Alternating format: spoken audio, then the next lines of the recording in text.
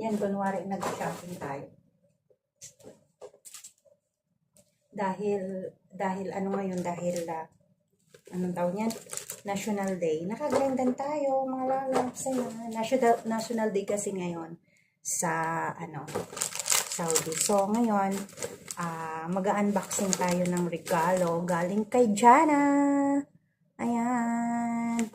Ayan, mga lalabs. Ayan ang ating unboxing ngayon. At thank you so much sa akin na hindi naman ito mamahalin. Hindi ko nga alam kung medyo malaki or hindi. Pero okay lang kung malaki or basta galing sa ating minamahal, okay lang yan.